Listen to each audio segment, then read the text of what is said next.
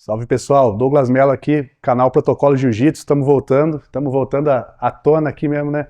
Hoje estamos aqui no salão aqui do meu brother Robson aqui, Barbados, aqui em Xanxerê. É uma honra de entrevistar aqui, né, meu mestre, pô, nem podia ser diferente para a gente voltar, né? Júnior moderno aí. E lembrando que daqui a pouco tem seminário, a gente já vai sair daqui, né, de barba feita, cabelo cortado, cheirosinho, só vestir o kimono e espero todos vocês lá. Mas então vamos começar lá, mestrão, pô, fala aí, como que foi a tua trajetória no jiu-jitsu, né, tipo lá em Manaus, como era o cenário do jiu-jitsu lá, né, porque a gente sabe que na época, Rio de Janeiro e São Paulo, mais o Rio de Janeiro, que eram, né, as capitais de jiu-jitsu, por assim dizer, né, então foi um trabalho que, salvo engano, começou lá com o pessoal da natação, da seleção, né, amazonense de natação, que vinha para o Rio, ali teve contato com o Reison Gracie, depois o mestre Osvaldo, foi algo nesse sentido, não foi não? Foi isso aí, exatamente, né? E começou dessa forma e foi tomando uma proporção muito grande, né? Porque o jiu-jitsu no Amazonas, né? Proporcionalmente falando, eu creio que ficou um dos mais fortes do mundo, né? É um esporte que a galera, vamos dizer assim, adotou para si, né? E hoje virou uma potência, né? Hoje, se você for olhar assim no faixa preta, né, adulto, começando dos levinhos aí até os mais pesados, a maioria dos campeões são do Amazonas, né? Então é muito forte, né, o jiu-jitsu lá Eu brinco até que Manaus é o Daguestão brasileiro, né? Tipo assim, no jiu-jitsu, né? O pessoal pratica tanto quanto futebol, assim. Exatamente. Projeto social e tal, né? O mestre Osvaldo, uma vez, em visita lá, ele falou para mim, né, que proporcionalmente falando, naquele tempo, né, isso faz muitos anos atrás, lá tinha mais lutador de jiu-jitsu do que propriamente dito jogador de futebol, né? Entendeu? É incrível, né? Acho que nem no Rio de Janeiro não tem disso, nem em São Paulo, né? Só que o pessoal acaba não conhecendo, né? Vários nomes, né? Que é difícil de vir, né? Para o sul, né? Então eles acabam não ficando em evidência, né? Eu também, né, quando a gente morava ali com o pessoal de Manaus, ali em Toledo e tal, o pessoal falava que tinha um monte de gente muito boa que acabava tendo que ir trabalhar em outro segmento e tal, porque não tem como ficar vindo para cá para competir e tal, né? O valor da passagem é muito caro, e para você ver, né, que nem pessoas, um dos exemplos aí talvez mais, né, forte, o José Aldo mesmo, né, que começou, né, no jiu-jitsu, faixa preta, e passou para o MMA, né? Mas vamos dizer assim, por conta dessa questão até né, de transporte, tudo foi morar no Rio, né? Acabou indo morar no Rio, então muita gente de lá até que você vê hoje aí, que saiu de lá, né, para poder ganhar notoriedade, né? Tanto pro Rio de Janeiro, né? Alguns para São Paulo, mas a maioria no Rio de Janeiro, e outros para fora do Brasil, né?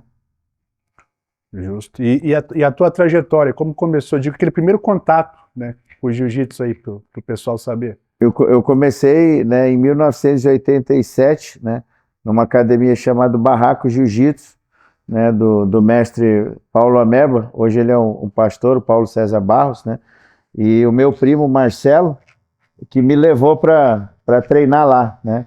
Então eu comecei a treinar ali, né, e treinei um bom tempo. Depois, né, o Paulo também tinha como aluno lá o Lúcio, o Marcelo, né, Alves, que é meu mestre, o mestre Danilo, né, e daí eles fizeram uma academia que era a Terraço Jiu-Jitsu, né, porque a barraco era porque lá no fundo da casa do Paulo era literalmente um barraco, né, assim, de madeira e tal. E aí era Barraco Jiu-Jitsu. E daí, quando o Lúcio e o Marcelo criaram a Terraço, né?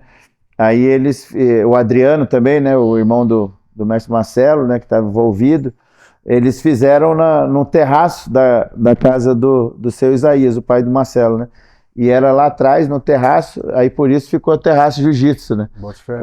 A gente colocou o símbolo era o Bulldog da Carson Gracie, né? E a gente começou lá em Manaus, né? Aí a gente até dizia assim que a Terraço era, vamos dizer assim, a filha da Barraco, né? E ali eu treinei por muitos anos. Depois fui para Terraço, porque era do lado da minha casa, né? Eu morava em outro bairro. Então eu fui treinar lá na Terraço e assim, até hoje eu sempre treinei com o mestre Marcelo Alves, que foi quem me deu todas as faixas minhas, né, tudo, né, mas assim, lá antigamente, né, então eu treinei com o Paulo, treinei o Itaguaçu também, né, dava aula pra gente, o primo do Paulo, aí depois fui treinar lá com o Lúcio, o Marcelo e o Danilo, né, e fiquei treinando lá até a academia fechar também. E aí, quando a academia fechou, eu fui, né? Aí eu acabei passando um período assim com o mestre Albertinho dos Santos, que é Falando do Cássio? aluno do Cássio, né? O pai dele, o seu Antônio, né? Ele não gosta muito que chame assim, mas é o apaga-velo, né? Que cuidava dos galos de briga lá do Cássio e tal. Então eu treinei com o mestre Albertinho. Depois eu treinei um tempo lá com o Moacir, um rapaz que foi aluno. Ele foi aluno do meu mestre, né? Assim, a gente era contemporâneo de treino e tal. O Moacir Santana, eu fui treinar com ele lá um tempo, né? Um cara que me acolheu. Aí treinei com o Rodinei, né? Rodinei do Vale, que é outra fera do jiu-jitsu lá no Amazonas, né? E daí, por último, ainda treinei um pouco lá com o Sansei Henrique Machado, né? Professor do Jacaré, para quem não sabe, né? E daí treinei, e aí, isso porque o meu mestre, né, o Marcelo, ele estava, ele não dava mais, assim, não tinha mais a academia, entendeu, a Terraço. O pai dele tinha estaleiro no tempo, a família, e ele foi trabalhar com isso, mas o tatame sempre se manteve lá, né, lá na Terraço, e lá eu ia treinar com ele, tudo, né, e assim, as minhas faixas de jiu-jitsu, né, foram todas né, dadas por ele, né? Sim, foi quem né, vamos dizer assim, me graduou da branca até hoje, né? Tô de faixa preta. Ano passado ele veio aí, me deu 6º grau na faixa preta, né? Ele também tá com 6 graus, daqui um tempo aí, eu creio que daqui mais uns 3 anos vai estar pegando a faixa coral, né? Top. E aí foi isso aí, né? A minha história lá em Manaus, assim, foi isso aí, né? Eu ajudava na academia, dava aula junto com ele, né? Assim, era uma espécie, segundo as palavras dele mesmo, né? Fui tipo um braço direito para ele ali ajudando, né? E até que pintou a oportunidade de vir para o Paraná, né? Ali de 2000 para 2001, né? O Marcelo Brito, que é outra fera braba. Já estava de preta já? Hã? Já estava de preta já? Não, eu vim de marrom ainda. E aí eu voltei logo na sequência lá e o Marcelo já me deu a faixa preta, né? Porque até assim, né? Um pouco antes ali, uns 2 anos antes, até o Albertinho, né? Também quis me dar a faixa preta, tudo, mas assim, como eu sempre treinei com o Marcelo, né? Eu agradeço demais assim, o mestre Albertinho, né? Para mim seria uma honra também. Mas eu queria, tipo assim, ser graduado pelo Marcelo, né? E como ele estava assim meio afastado, né, vamos dizer assim, então eu precisei esperar ali o tempo dele, né, assim, para que, né, eu pudesse, vamos dizer assim, pegar a faixa, que no caso assim, por tempo de faixa, né, eu teria, vamos dizer assim, direito. Não penso muito bem dessa forma, para mim é tempo de treino, né, é hora de voo. Não adianta você ter o tempo de faixa preta se você realmente não treina, né? Então, mas como eu vinha treinando tudo, assim, sempre treinei, né? Tive que me esforçar bastante, que eu sempre falo isso para os meus alunos, que né, tem gente que tem facilidade, faz a posição 1, 2 vezes e já, né, manja.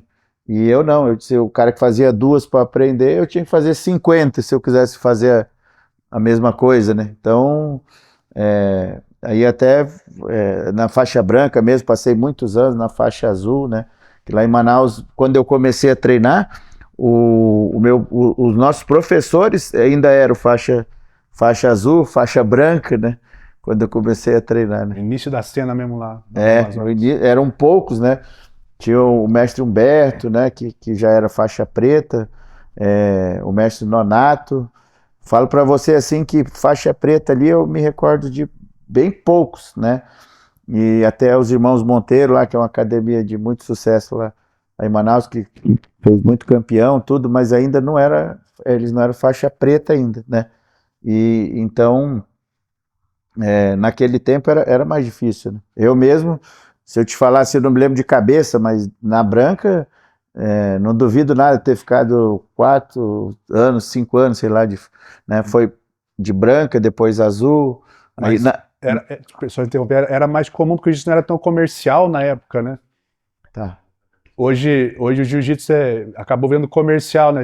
Falar de segurar o aluno hoje, né? 4 anos na faixa, o bicho, né? Tipo, ele abandona de fato, né? Tipo, a gente passa por isso, né? Então, nessa época não tinha muito disso não, né? Não tinha muito disso e assim, né? Se a pessoa, né?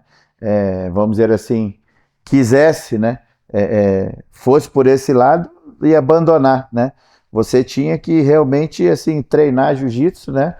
Eu mesmo tive um episódio lá que, por exemplo, na faixa azul, eu fui lutar uma vez no campeonato lá, o pessoal não deixou mais eu lutar de faixa azul, né? Porque eu já tinha bastante tempo de faixa azul e eu não me lembro hoje exatamente qual que era a competição, né? E aí chamaram meu mestre lá e falou, ó, de azul o Moderninho não vai lutar mais, né? Porque não tem como, né? Já tava um tempão assim e tal, né? E mesmo assim, ainda fiquei lá, né, de azul mais um tempo.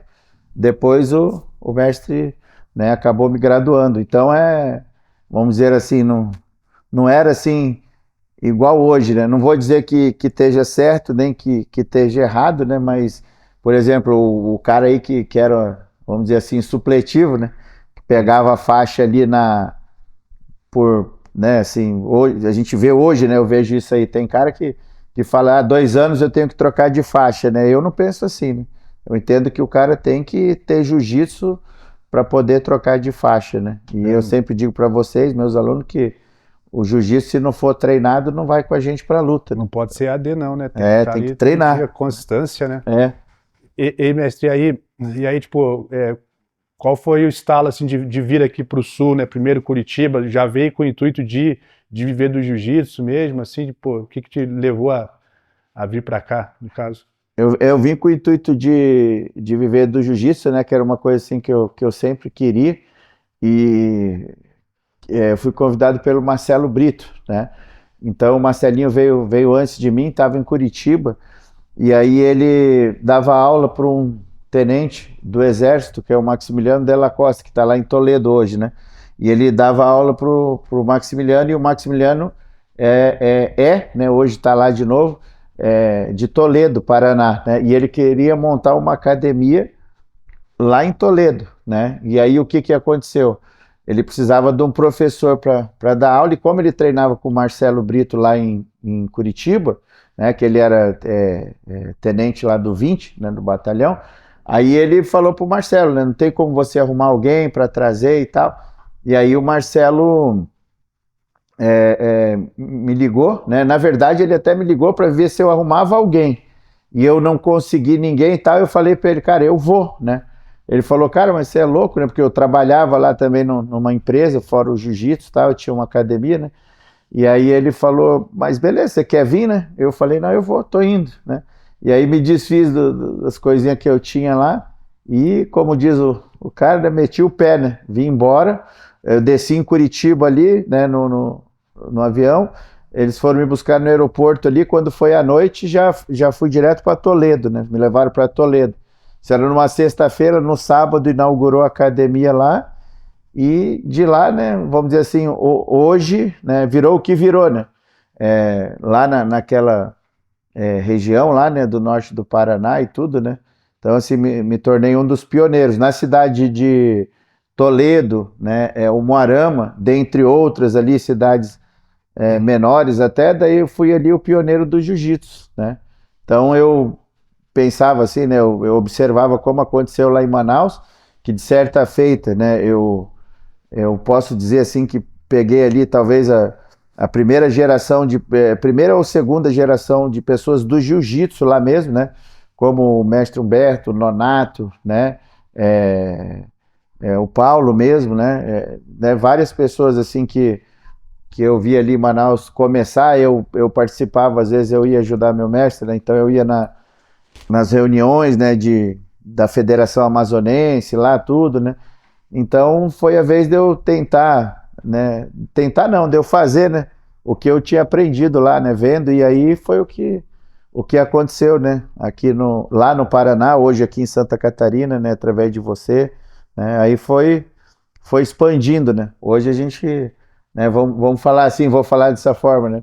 O meu legado, sei lá se posso dizer assim, né? O Moderno Jiu-Jitsu tá em várias cidades hoje aí do Paraná e Santa Catarina, né? Entendeu? E alguns lugares fora também, Mato Grosso do Sul, né? Que é onde eu tive o aluno lá, o Elcio, que foi morar lá também através do trabalho, né?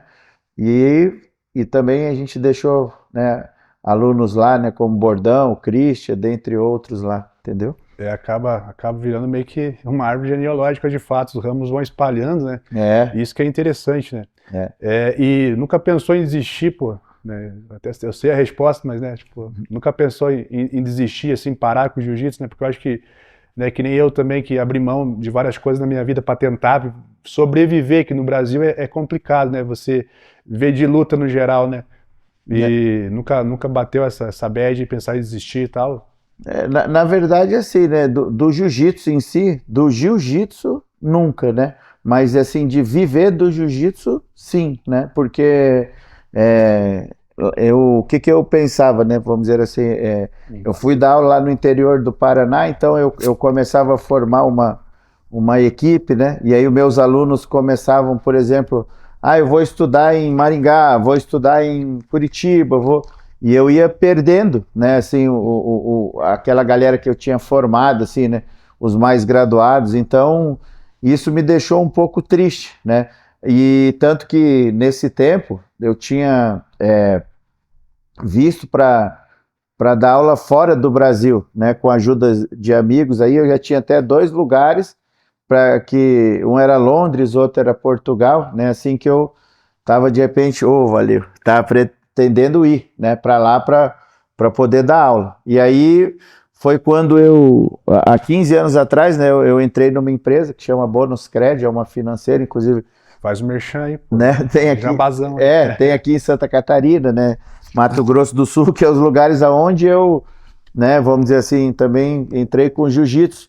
E aí fui trabalhar na Bônus Cred, né, que é uma financeira, né, uma empresa de cartão para as lojas. Aqui em Santa Catarina, quando eu vim a primeira vez aqui a pedido da empresa, eu vim aqui em Xanxerê, né, pedir para você qual que era a loja, né, que a IAGEU me falou no tempo, acho que era Brasileirinha a loja, né, não sei se tu lembra, né? Claro, pô. E eu fui lá e a gente colocou lá. Foi a primeira loja, assim, que, né, a gente entrou com bônus aqui em Santa Catarina, foi ela e foi, né, através da sua indicação.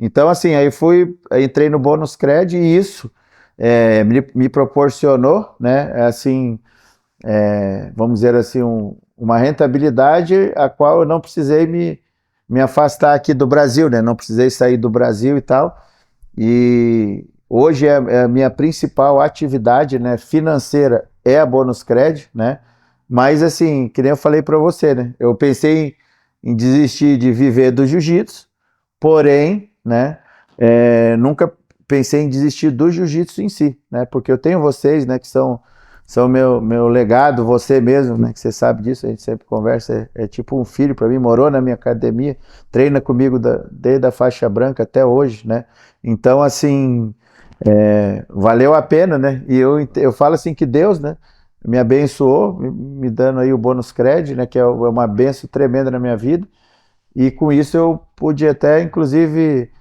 melhorar o meu jiu-jitsu e evoluir, né, em termos de proporção, né, atender mais gente e tal, entendeu? Claro. E eu fiz essa pergunta porque é muito comum esse cenário que tu expôs, né, em cidade pequena, principalmente. Quando eu e o Samuel, a gente pensou em fazer esse canal, era para retratar a rotina, cara, dos profissionais de jiu-jitsu do interior.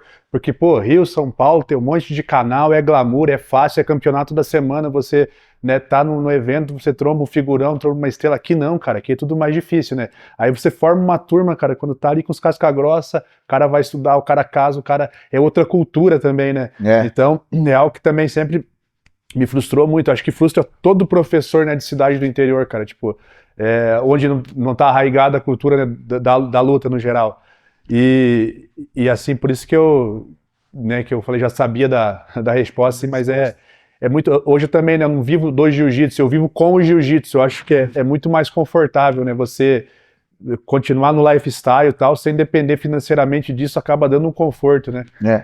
Mas assim, muito triste, pessoas boas tendo que abandonar, né? Ótimos professores, como, né, a gente conheceu aí, ter que parar de fato, né, com o jiu-jitsu, devido a não ter o reconhecimento, né, cara, no próprio Brasil, né, cara, que é o berço do esporte. Que é o berço, né? E a pessoa tem que, eu entendo assim, né? É que nem futebol, né? A gente sabe de muita gente que, por exemplo, teria potencial, né? Mas não teve a oportunidade, vamos dizer assim, como teve de repente um Neymar, né? Certo. Uma pessoa dessa aí, um Cristiano Ronaldo, né? Que era até pobre mesmo, tudo, mas teve a oportunidade, né? No jiu-jitsu, né? É da mesma forma. E assim, eu vejo que hoje, né? A importância da gente não desistir é essa, né? Pessoas como eu, como você, que hoje tem suas academias, né, de musculação, se formou em educação física e tal, né? E não depende só disso. Então, eu entendo que quando isso acontece, a gente consegue até daí evoluir, né? Porque daí você tem uma segurança, né?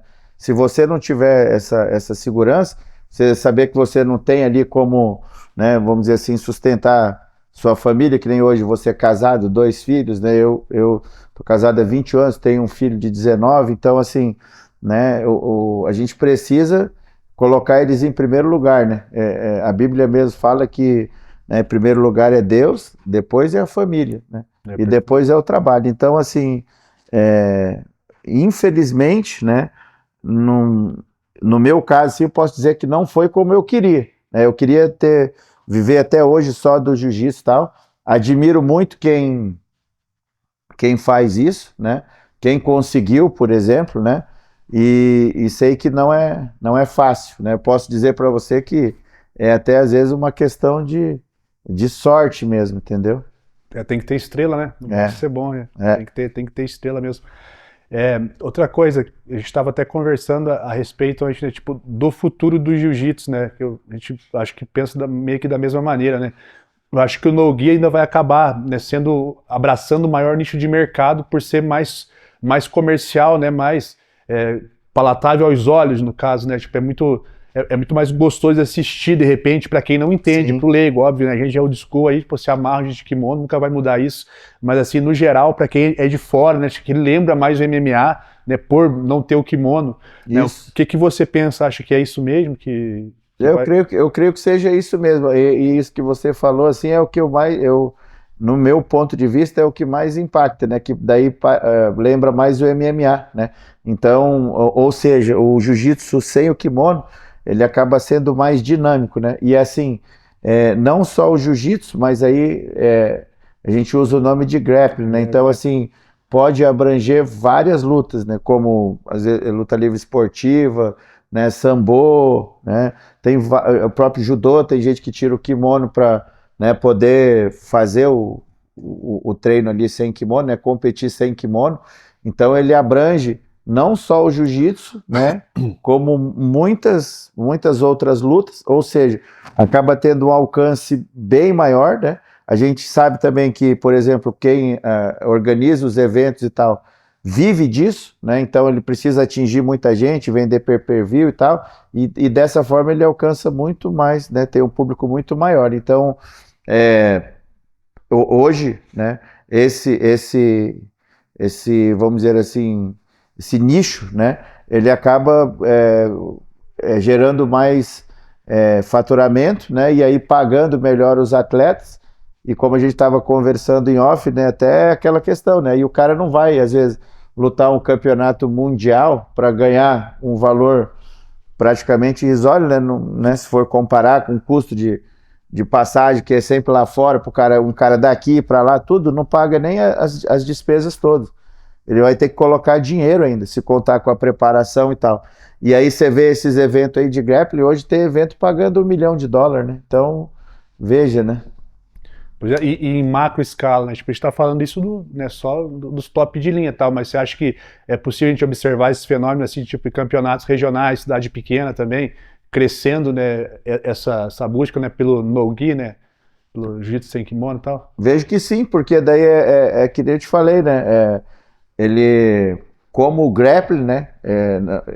Nós somos do jiu-jitsu e tal, né? Mas assim, o grappling, como eu falei, ele abrange várias outras lutas. Então, quando você fizer um campeonato desse, e quem faz campeonato, né?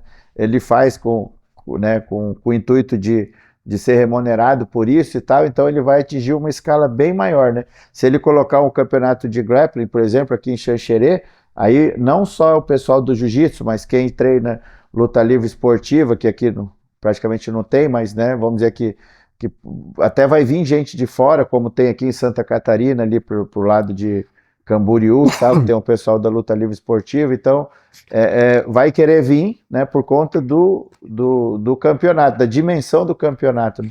Então eu vejo dessa forma, vai atingir mais gente, entendeu? Eu também vejo, né?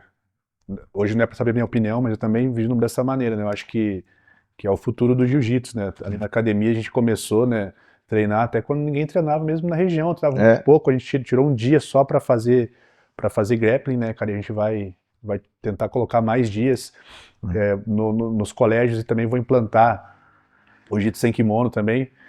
Com criança é mais complexo um pouco, né? Eu acho que se torna menos seguro a prática, né, devido à ausência do kimono em si, né?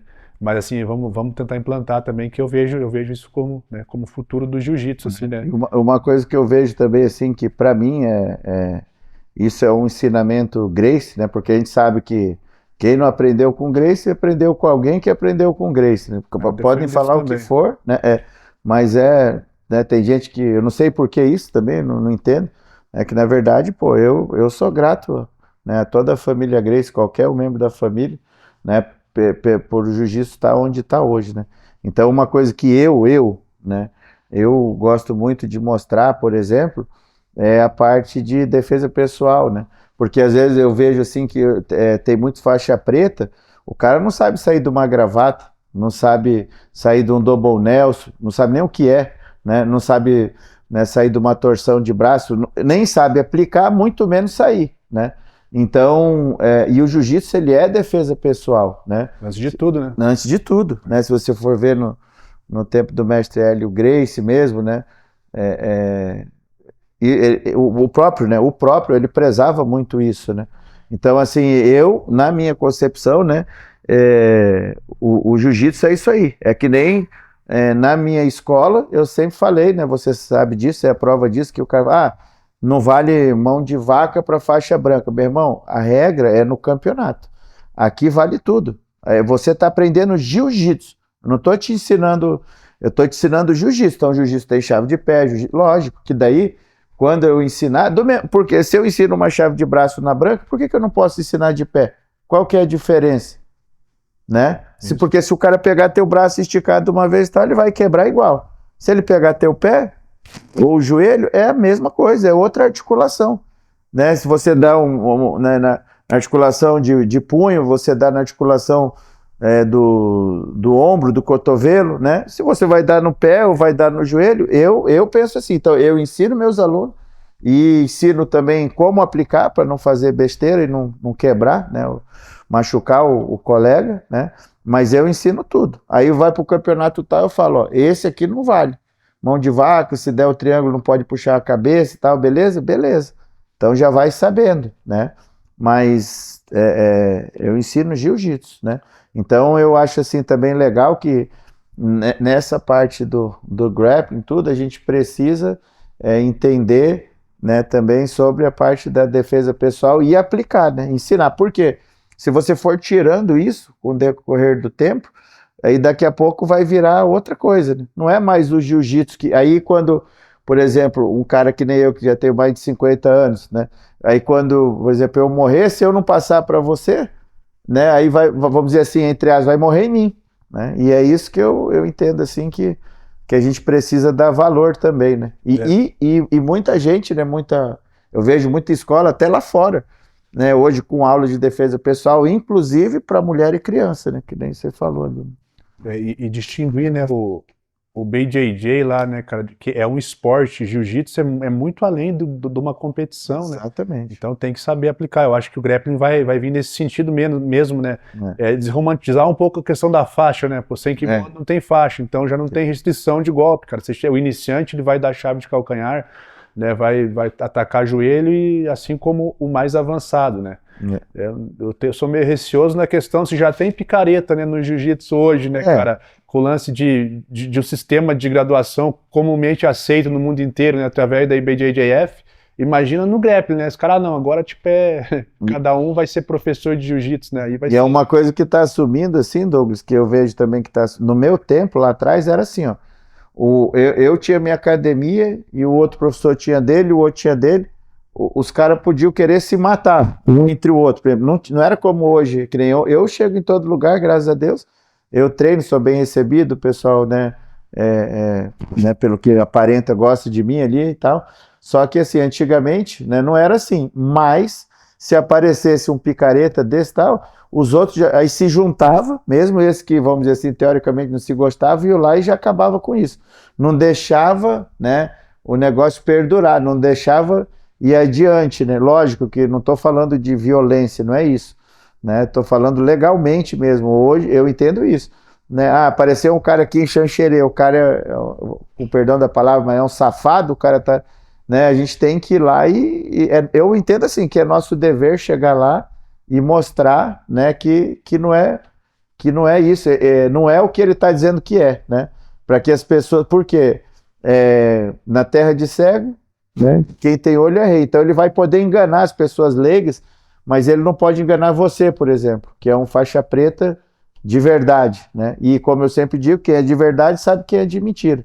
Então eu entendo assim, se você vê que o cara é uma fraude, vamos dizer assim, tem que falar, sabe? Não estou dizendo assim em meio social, redes sociais, essas coisas para causar intriga, contenda, não, né? Mas assim, é nosso dever mostrar, né? Porque senão fica fácil, né? E aí é o que eu estou te falando. Quem tem um bom jiu-jitsu, né? Que se não conseguir passar para frente, isso não vai perdurar. E vai perdurar o quê? Essas fraudes, né? Que são só migué, né? Que nem eu falei para você, né? O jiu-jitsu, se não for treinado, não vai com você para a luta, né? E eu falo para todos os meus alunos que é assim, o jiu-jitsu é uma luta que você não pode mentir, né?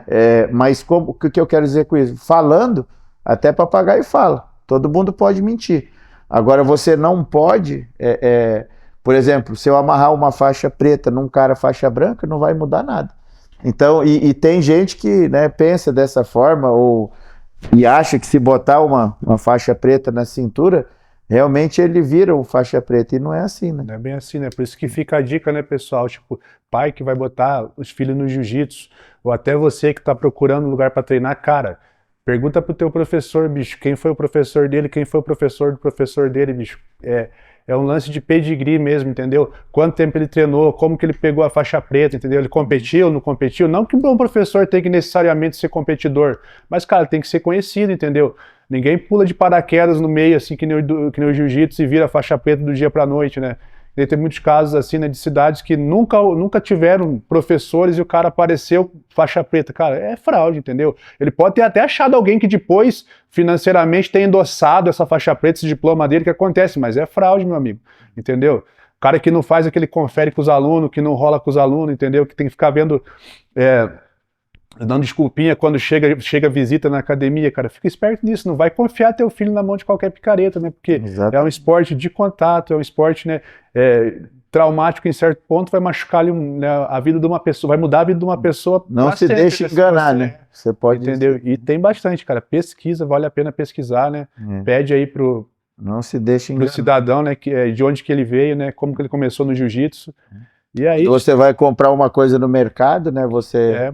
vai querer comprar melhor, você compra uma coisa de procedência. Vou comprar um carro, você vai procurar um de procedência, vai ver se o carro tem documentos, o cara pode ter te vendido um carro roubado, negócio.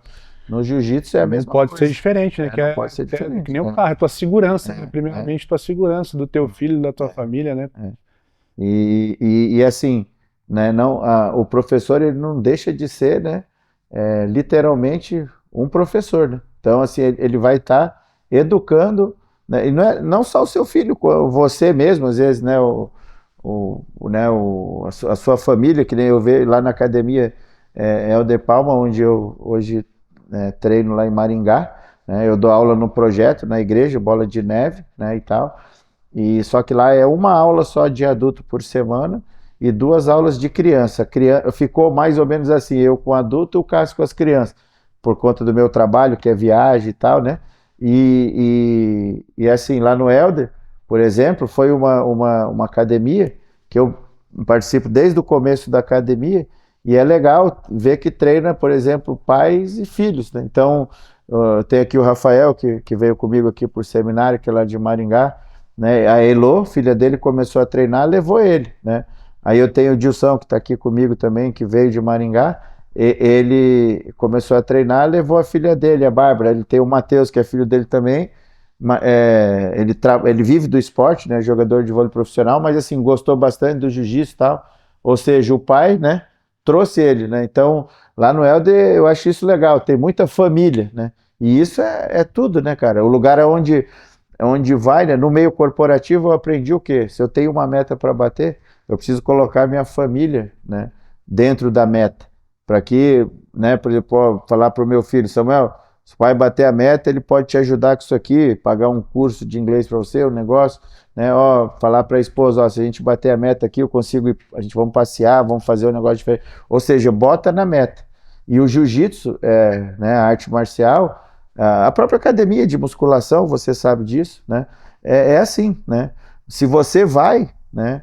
Você sabe que a sua filha vai, que daqui a pouco o seu filho vai, né? Porque ele está vendo. O exemplo arrasta, né? A gente costuma dizer lá, né? Vai e evangelize, se preciso for, use palavras, né? Então, que nem eu falei antes aqui, falar até papagaio fala, né? Vamos ver se o cara vai fazer, né? E aí fazendo, né? É o melhor jeito, né? Como eu falei, o exemplo arrasta. É o melhor jeito de poder, né? Evoluir, né? Não tem outra forma, né? Não tem, né? Liderar pelo exemplo, né? Para quem é black belt também, né? Tipo, é daquele jeito. Pessoal, então, né? Foi uma honra aí conversar com o meu mestre aí, beleza? E pedir para todo mundo aí, né, se inscrever no canal. A gente está voltando, a gente tá com um projeto, né, de sair aí por todo o sul do Brasil, né, fazendo podcast, posição. Hoje a gente vai filmar o seminário lá, vai ser maneiro, eu tenho certeza.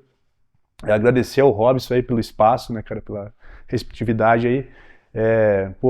Voltando em grande estilo mesmo, siga o canal, pessoal, dá aquela moral pra gente lá, que, sempre conteúdo bacana, conteúdo novo. Ei, mestre, faz suas considerações finais aí, e chama a galera pro seminário hoje também.